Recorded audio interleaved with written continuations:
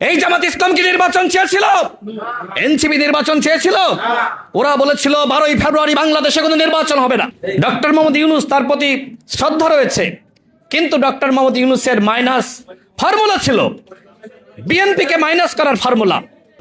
Doctor Mohammad Yunus মনে করেছিল নির্বাচন না দিয়ে ক্ষমতায় থাকবো, আওয়ামী লীগ ভ্যানিশ হয়ে গেছে, এইবার বিএনপিকে ভ্যানিশ করো, জামাত এনসিপিকে ক্ষমতায় আনো।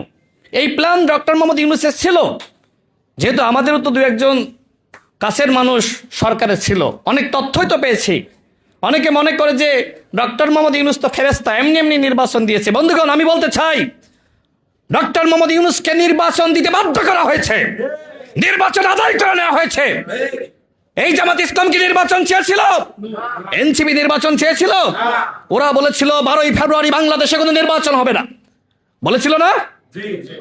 আমরা নির্বাচন আদায় করে নিয়েছি। বন্ধুগণ, আজকে নির্বাচিত সরকারের বিরুদ্ধে যারা গণ অভ্যুত্থানের হুমকি দিচ্ছে, এরা অপরাধ করছে, অন্যায় করছে। বিএনপি সরকার কি হাসিনার মতন নির্বাচন করে ক্ষমতায় এসেছে?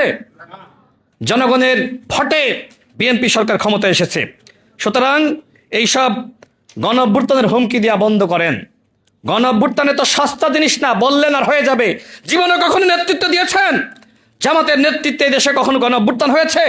আন্দোলন সংগ্রাম হয়েছে? গণ অভ্যুত্থানের একজন নায়ক নাহিদ ইসলাম, তিনি নিজেই বলেছিলেন বাংলাদেশের জনগণ জামাতের নেতৃত্বকে গ্রহণ করবে না। আমার লজ্জা লাগে, দুঃখ লাগে। নাহিদ ইসলাম কি করে এই কথা বলার পরে জামাতের আমির ডাক্তার শফিকুর রহমানের নেতৃত্বকে মেনে নিলেন, গ্রহণ করলেন? এইটা গণ অভ্যুত্থানের সাথেই অপরাধ, অন্যায়, আমাদের জন্য লজ্জার।